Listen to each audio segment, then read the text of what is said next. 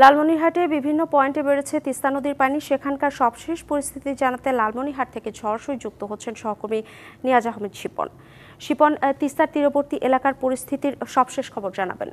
তিস্তার সর্বশেষ পরিস্থিতি যদি বলি, সকাল থেকে কিন্তু 18 সেন্টিমিটার নিচ দিয়ে প্রবাহিত হচ্ছে। যদি এখন 9টা পার হয়ে গেছে, এখন 20 সেন্টিমিটার নিচ দিয়ে প্রবাহিত হচ্ছে। আমরা সকাল থেকে কিন্তু এই তিস্তা তীরবর্তী এলাকায় আছি। আমরা বিভিন্ন মানুষের খোঁজখবর নিচ্ছিলাম। তারা বলছিলেন যে পানি কিন্তু তিস্তা নদীর কিন্তু কমে গেছে এবং তিস্তা তীরবর্তী যে অঞ্চলে যে পানিগুলো প্রবেশ করেছিলেন সেই এখানে কিন্তু পানিগুলো এখন নেমে গেছে। এখন রাস্তাঘাটে যে পানিগুলো উঠেছিল সেই পানিগুলো কিন্তু এখন নেমে গেছে এবং বিভিন্ন অঞ্চলে কিন্তু শিক্ষা প্রতিষ্ঠান যে বন্ধ রাখা হয়েছিল সেটা কিন্তু আবার রোববার থেকে চালু করবে বলে জানিয়েছেন আমার জেলা প্রশাসন।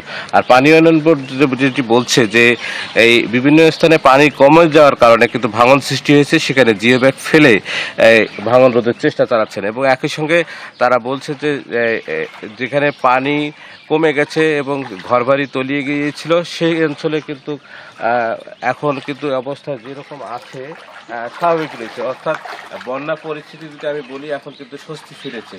যদিও পানি উন্নয়ন বোর্ড আরেকটি বার্তা দিয়েছে যে আগামী এক সপ্তাহের মধ্যে কিন্তু পানি আবারও বৃদ্ধি হতে পারে এবং জেলা প্রশাসন যেটি আমরা তথ্য পেয়েছি যে তারা বিভিন্ন স্থানে কিন্তু শুকনো খাবার বিতরণ করছে এবং তারা বলছে যে যদি বন্যা হয় তাহলে কিন্তু আশ্রয় কেন্দ্রের চালু করবে তারা বলে জানিয়েছেন। তো এই ছিল আমার হাতে সর্বশেষ বন্যার পরিস্থিতি।